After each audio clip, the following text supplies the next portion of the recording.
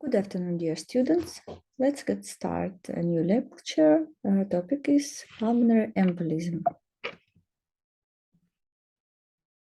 Pulmonary embolism is a blockage of the main artery of the lung or one of its branch by a substance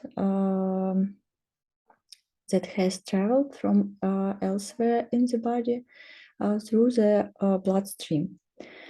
Pulmonary embolism most commonly results from deep vein thrombosis that breaks off and migrates to the lung, a process termed.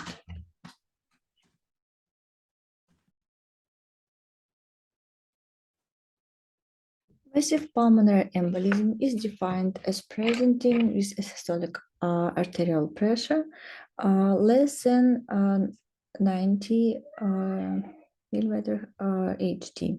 Massive PE accounts for 5–10% of cases and is characterized by extensive thrombosis, affecting at least half of the pulmonary vasculature. Dyspnea, syncope, hypertension, and cyanosis are hallmarks of massive pulmonary embolism. Patients with massive PE may present in cardiogenic shock and can die from multi-system organ failure. The majority of deaths from massive pulmonary embolism occur in the first 1–2 hours of care. Submassive PE accounts for 20–25% of patients, is defined as having a systolic arterial pressure greater than of equal to 90 millimeter HT and is characterized by right ventricle dysfunction despite normal systemic arterial pressure. The combination of right heart failure and release of cardiac biomarkers indicates an increased likelihood of clinical deterioration. Low-risk PE constitutes about 70–75% of cases. These patients have an excellent prognosis.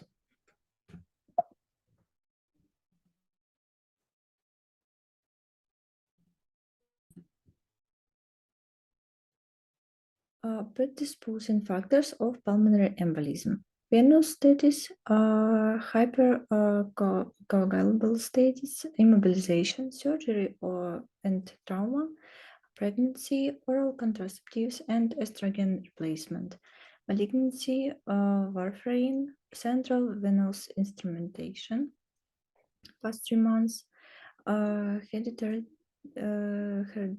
factors, acute medical illness. Three primary influences predispose and patient to thrombus formation. This form the so-called Virchow triad, which consists of the following: endothelial injury, stasis of blood flow, blood hypercoagulability. Acute pulmonary embolism interferes with both circulation and gas exchange. Pulmonary artery pressure increases only if more than 30–50% of the total cross-sectional area of the pulmonary arterial bed is occluded by thromboemboli. A PE induced vasoconstriction mediated by the release of thromboxane A2 and serotonin contributes to the initial increase in pulmonary vascular resistance after PE, and effect then can be resolved by vasodilators. Anatomical obstruction and vasoconstriction lead to an increase in pulmonary vascular resistance and a proportional decrease in arterial compliance. The abrupt increase in pulmonary vascular resistance results in right ventricular dilation, which alters the contractile properties of the right ventricular myocardium via the Frank-Starling mechanism. The increase in right ventricular pressure and volume leads to an increase in wall tension and myocyte stretch. Right ventricular contraction time is prolonged, while intrahumeral activation leads to inotropic and chronotropic stimulation. Together with systemic vasoconstriction, this compensatory mechanism increase pulmonary artery pressure, improving flow through the obstructed pulmonary vascular bed, and thus temporarily stabilize the systemic blood pressure. Thin both right ventricle and unable to generate a mean pulmonary artery pressure above 40 millimeter HT. The prolongation of right ventricular contraction time in the early diastole in the left ventricle leads to leftward bowling of the interventricular septum. The desynchronization of the ventricles may be exacerbated by the development of right bundle branch block. As a result, left ventricular filling is embedded in early diastole. And this may lead to a reduction of the cardiac output and contribute to systemic hypertension and hemodynamic instability. This inflammatory response might explain the secondary hemodynamic destabilization, which sometimes occurs 24-48 hours and after acute PE. Also, early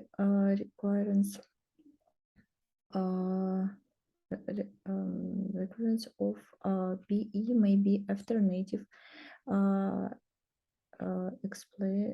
explanation or in some of these cases.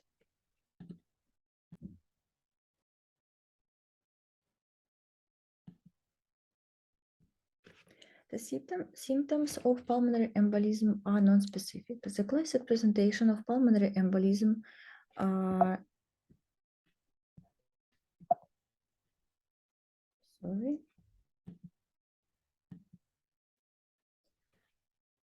is an abrupt onset of pleuritic chest pain, shortness of breath, and hypoxia. In most patients, PE is suspected of the basis of dyspnea, chest pain, presyncope, or syncope.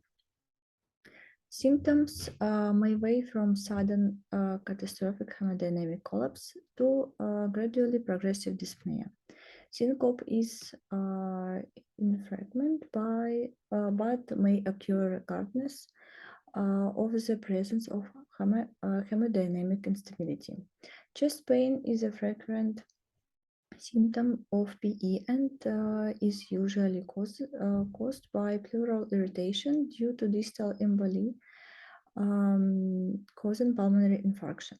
In central PE, chest pain may have a typical angina character, possibly reflecting right ventricular ischemia and requiring differential diagnosis with acute coronary syndrome or aortic dissection. Dyspnea may be acute and severe in central PE. In small peripheral pulmonary embolism, it's often mild and may be transient. In patients with pre-existing heart failure or pulmonary disease, worsening dyspnea may be the only symptom indicative of PE. In blood gas analysis, hypoxemia is considered a typical finding in acute PE, but up to 40% of the patients have normal arterial oxygen saturation and 20% a normal alveolar arterial oxygen gradient. Hypocapnia is also often present. Physical examination, physical signs, tachypnea, rails, accentuated second heart sound, tachycardia, fever, diaphoresis, S3 or S4 gallop, clinical signs and symptoms of thrombophlebitis, lower extremity edema, cardiac murmur, cyanosis. Physical examination findings are quite variable in pulmonary embolism and may be grouped into four categories. Massive pulmonary infarction, acute pulmonary infarction, acute embolism without infarction, multiple pulmonary emboli, or thrombi. Patients with massive pulmonary embolism are in shock. They have systemic hypertension, poor perfusion of the extremities, tachycardia, and tachypnea.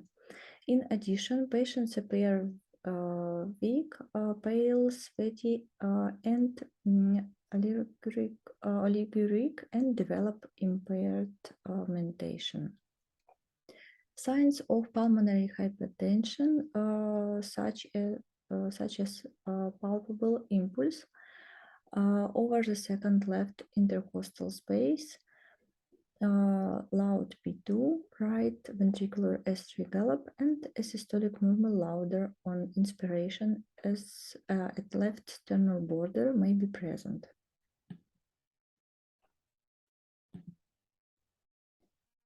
Approximately 10% of patients have peripheral conclusion of a pulmonary artery causing parenchymal infarction.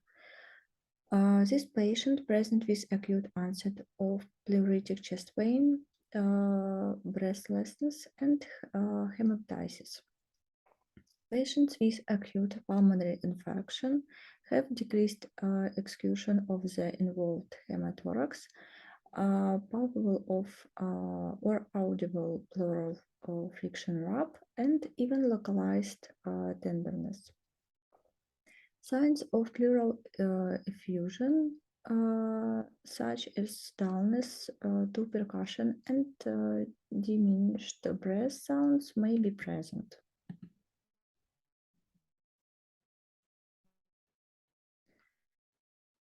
Patients with acute embolism without infarction have non-specific physical signs that may easily be secondary to another disease process. Tachypnea and tachycardia frequently are detected. Pleuritic pain sometimes may be present.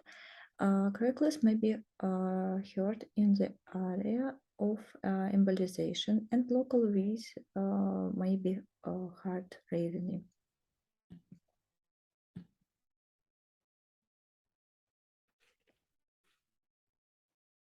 Patients with pulmonary emboli and thrombi have physical signs of pulmonary hypertension and cor pulmonale. Patients may have elevated jugular venous pressure, right ventricle heave, and palpable impulse in the left second intercostal space, right ventricle S3 gallop, systolic murmur over the left sternal border that is louder during inspiration, hepatomegaly, ascites, and dependent pitting edema. Pulmonary embolism D-dimer testing. D-dimer testing is most reliable for excluding pulmonary embolism in younger patients who have no associated comorbidity or history of venous thromboembolism and whose symptoms are of short duration. It's of questionable value in patients who are older than 80 years, who are hospitalized, who have cancer, or who are pregnant, because non-specific elevation of the dimer concentration is common in such patients. The dimer testing should not be used when the clinical probability of pulmonary embolism is high.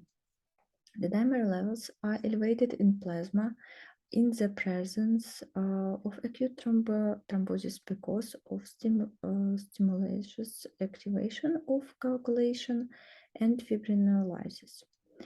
The negative predictive value of the dimer testing is high, and a normal D-dimer level renders acute PE or DVT unlikely.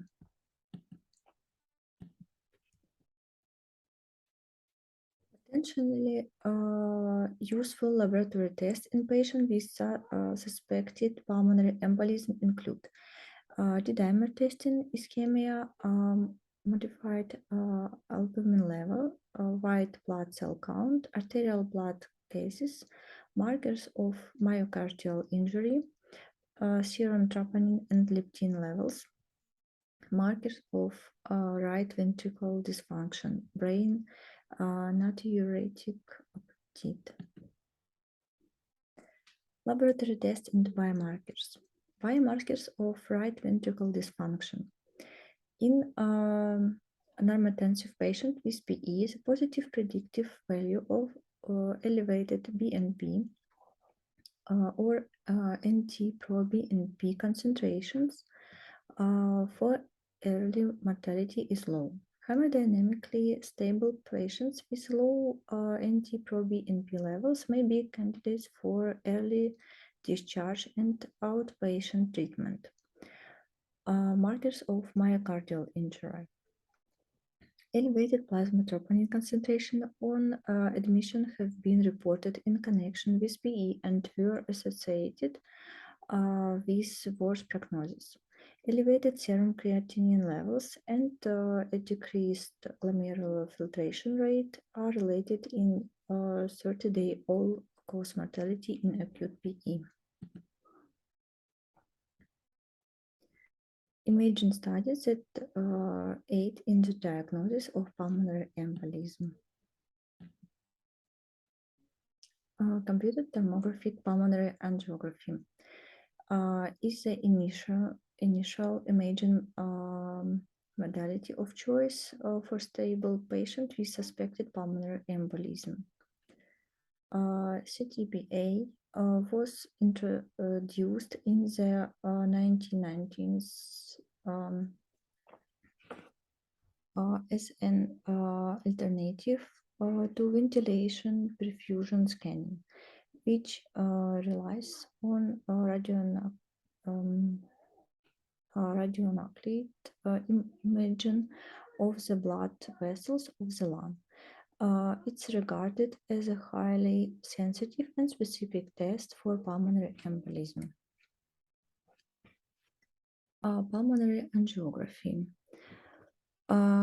This is an invasive procedure that at one time was considered the gold standard for diagnosis pulmonary embolism. Pulmonary angiography is more often used to guide percutaneous catheter-directed treatment of acute PE.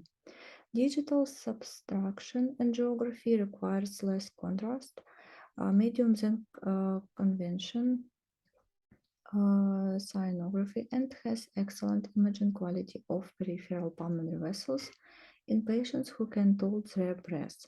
It's less use half of imaging of the main pulmonary arteries due to cardiac motion artifacts.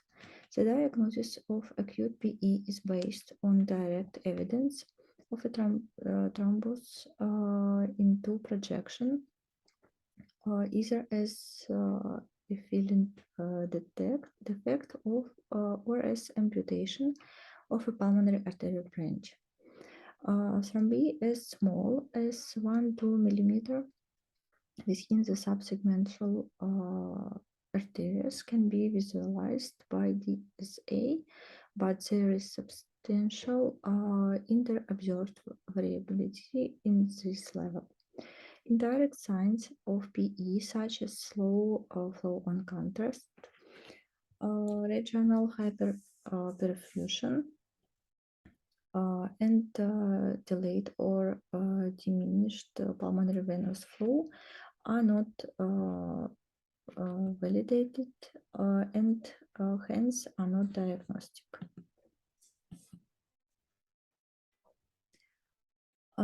With magnetic resonance imaging, evidence of pulmonary emboli may be detected by using standard of dated spin echo techniques. Pulmonary emboli demonstrate increased signal intensity within the pulmonary artery by obtaining sequence of images. This signal that is originating from slow blood flow may be distinguished from pulmonary embolism. Magnetic resonance angiography is performed following intravenous administration of gadolinium. The role of MRI is mostly limited to the evaluation of patients who have impaired renal function or other contraindications for the use of iodinated contrast material. Chest radiographs are abnormal in most cases of pulmonary embolism, but the findings are non-specific. Common radiograph abnormalities include atelectasis, pleural effusion, parenchymal opacities, and elevation of the hemidiaphragm. The classic radiograph findings of pulmonary infarction include a valve-shaped, pleural-based triangular opacity with an apex pointing toward the heels, or decreased vascularity and an enlarged high descending pulmonary artery. The chest radiograph findings are normal in most cases of pulmonary embolism. However, in later stage, radiographic signs may include a Westermarck sign, atelectasis, a small pleural effusion, and an elevated diaphragm. Generally, chest radiograph cannot be used to conclusively prove or exclude pulmonary embolism. However, radiography and electrocardiography may be useful for established alternative diagnosis.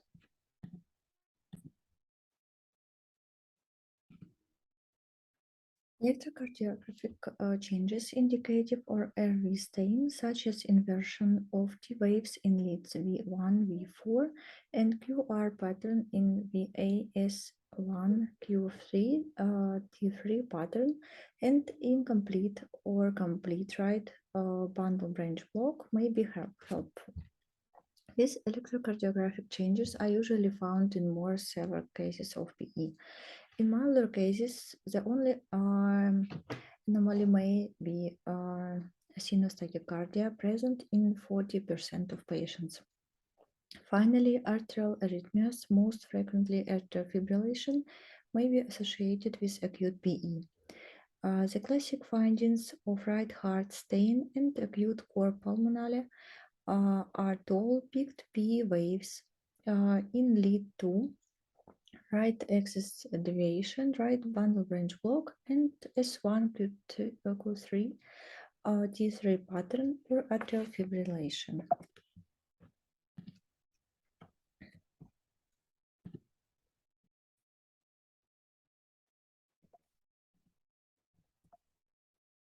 Treatment in the acute phase.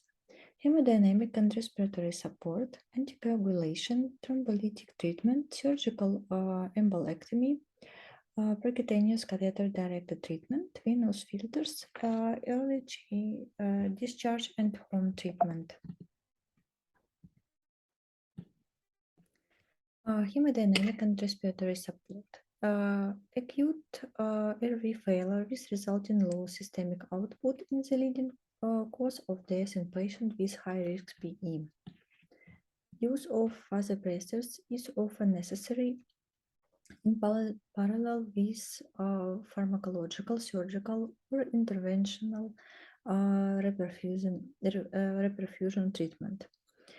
Norepinephrine appears to improve RV function via a direct positive inotropic effect while also improving RV coronary perfusion by peripheral vascular alpha receptor stimulation and the increase in systemic BP.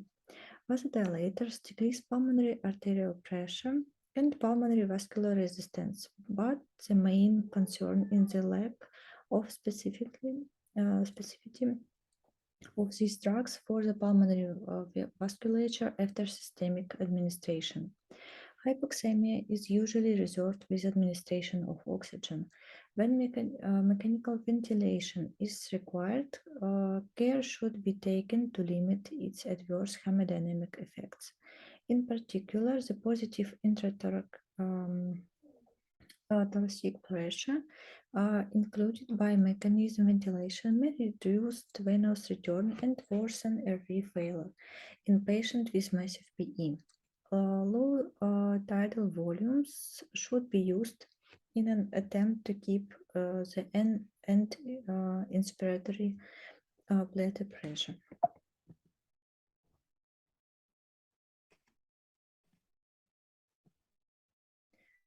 Hypoxemia is one of the features of CRPE and is mostly due to a mismatch between ventilation and perfusion.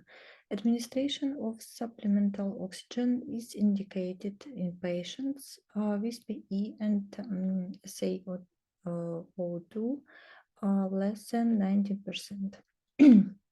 Severe hypoxemia, respiratory failure that is refractory to conventional oxygen supplementation should be explained by right to left shunt through a patient foramen ovale of atrial septal defect.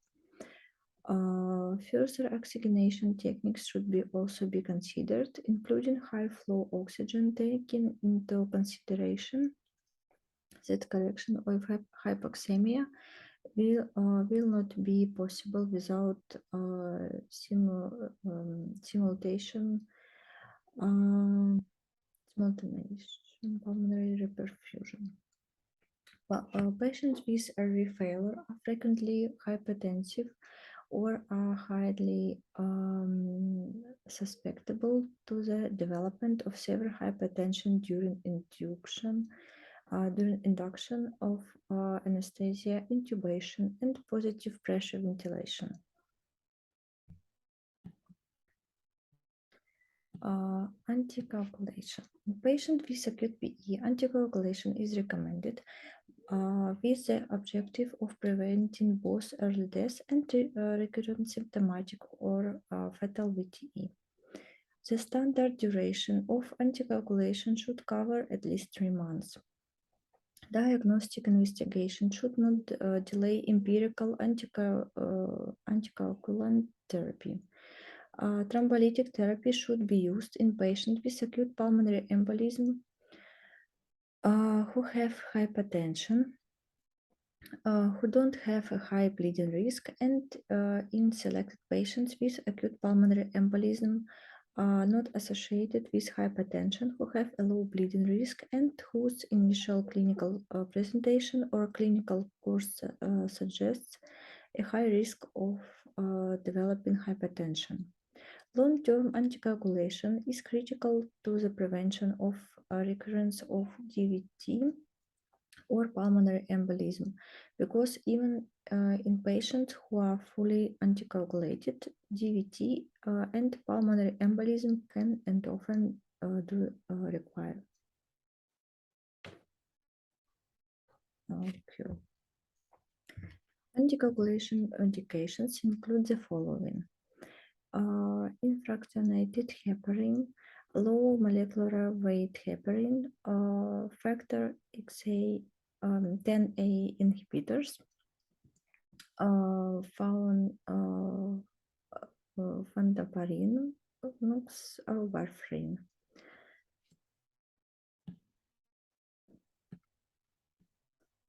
Thrombolytic agents used in managing pulmonary embolism include the following: alteplase, retroplase, urokinase, streptokinase.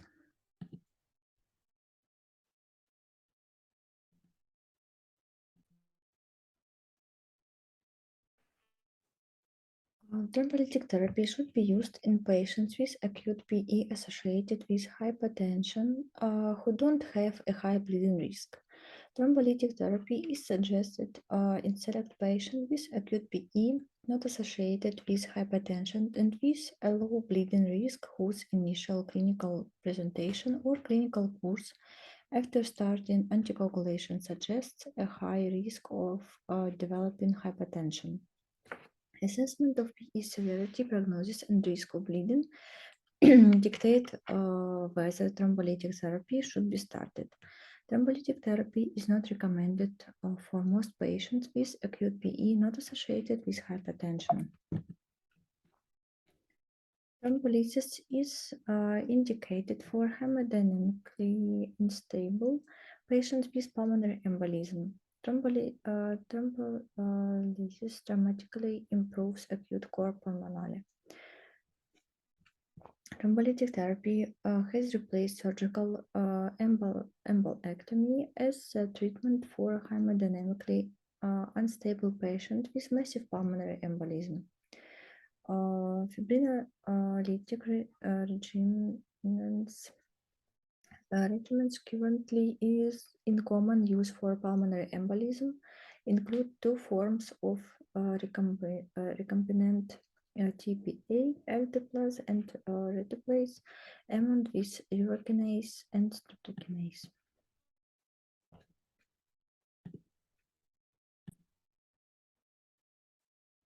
Alteplase usually is given as a front-loaded infusion over 90 or 120 minutes.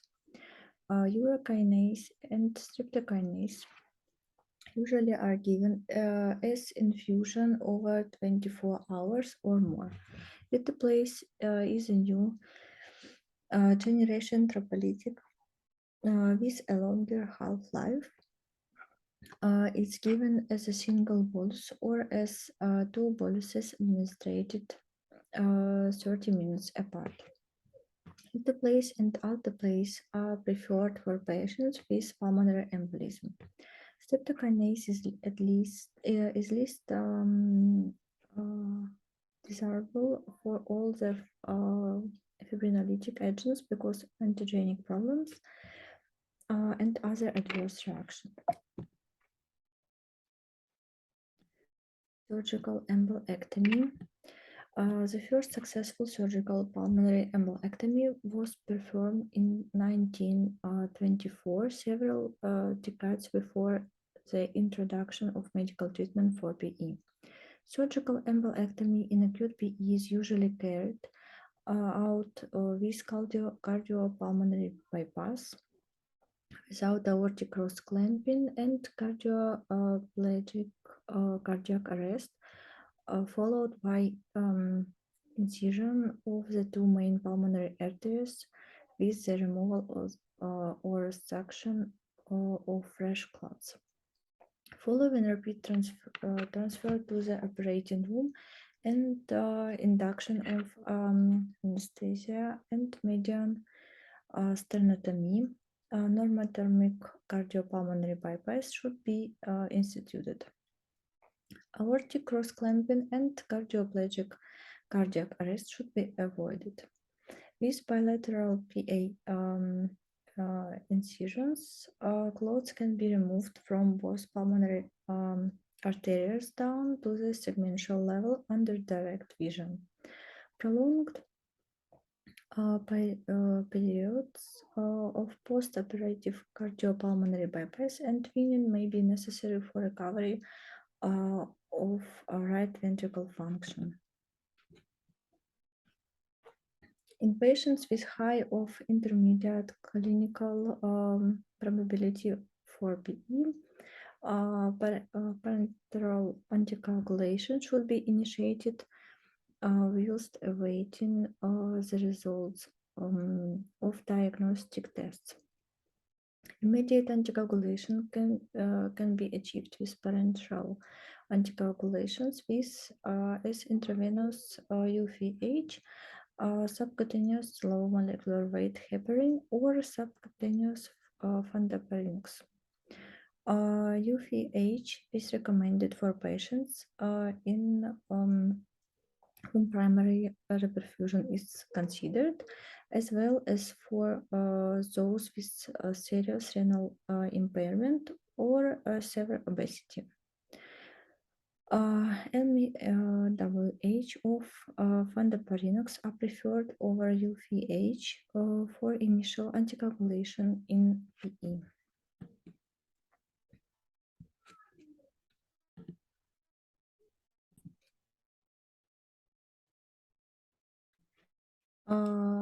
Available oral anticoagulation include vitamin K agonists, direct thrombin inhibitors, direct factor 10A inhibitors. Oral anticoagulation should be initiated as soon as possible and preferably on the same day as the parenteral anticoagulant. VKA is vitamin K agonists have been the gold standard in oral anticoagulation for more than 50 years.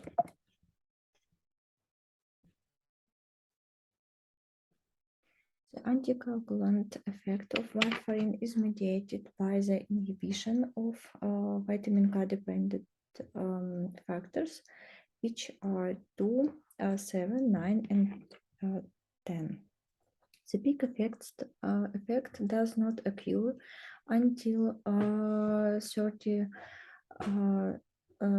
72 hours after drug administration, and the dosage is difficult to titrate.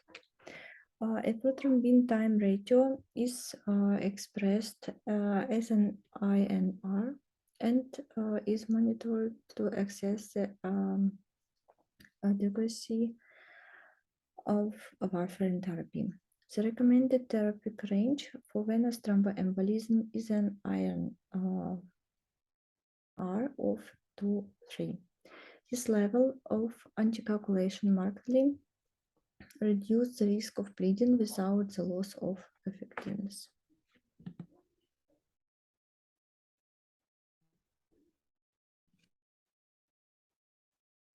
Direct factor XA inhibitors. Rivaroxaban is a competitive reversible antagonist of activated factor X. Factor XA is the active component of the prothrombinase complex that catalyzes conversion of prothrombin to thrombin. Vena cava filters. The current recommendation is that patients with acute PE should be considered in patients with acute PE and absolute contraindication and to anticoagulation. An ideal IVC filter should be easily and safely placed using a percutaneous technique biocompatible and mechanically stable and able to trap emboli without causing occlusion of the vena cava. Complications of pulmonary embolism: sudden cardiac death, obstructive shock, pulseless electrical activity, atrial or ventricular arrhythmias, secondary pulmonary arterial hypertension, cor pulmonale, severe hypoxemia, right-left intracardiac shunt, lung infarction, pleural effusion, paradoxal embolism, heparin-induced thrombocytopenia, thrombophlebitis.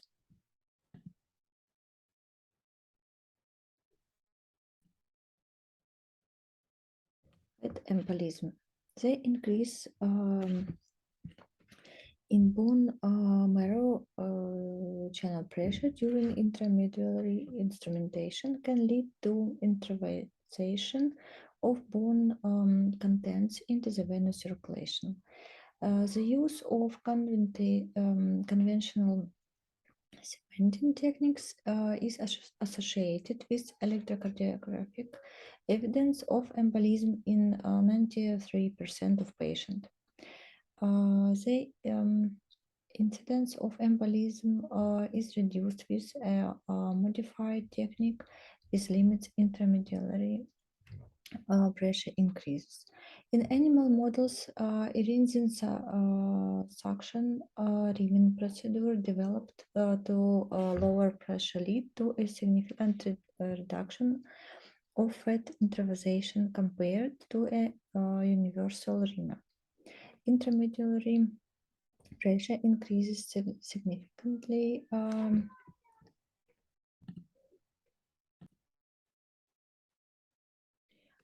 in reamed femoral nailing relative to unreamed. Intraoperative prophylactic measure during hip arthroplasty can reduce the incidence of postoperative thrombosis and fat embolism. Fat globules may enter the systemic circulation through pre-existing pre-capillary pulmonary or arteriovenous shunts, which allows showers of systemic emboli, leading of obstruction of e.g. brain capillaries. Remarkably, the inclusion of fat globules in sputum as a minor criterion of the original paper was replaced by jaundice in a second paper by the same group. 60% of VAS causes present with major symptoms within 24 hours with a symptom-free period of at least 6-20 hours after the initial trauma. 75% of the patients develop pulmonary signs and respiratory insufficiency requiring mechanical ventilation is rare. Hypoxia-related tachypnea, impaired oxygen diffusion, hemoptysis, combined respiratory and metabolic acidosis, chest pain, cyanosis, and hypercapnia are also observed. Rails and rhonchi may be heard. Fat embolism is an indirect cause of IRDS.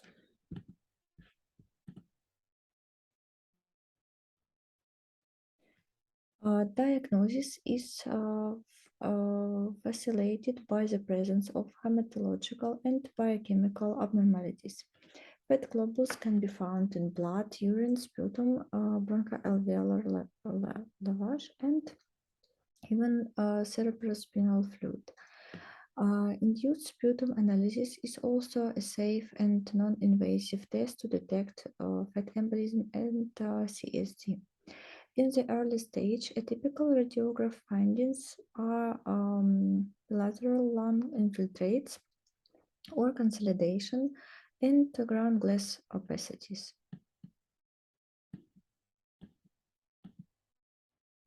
Treatment of fat embolism should primarily be focused on prevention. Early immobilization, open reduction, and internal fixation of fractures have reduced the incidence of fat embolism. VS is largely self-limiting and is usually associated with a good outcome. Pure treatments are supportive, adequate oxygenation, as well as hemodynamic stability,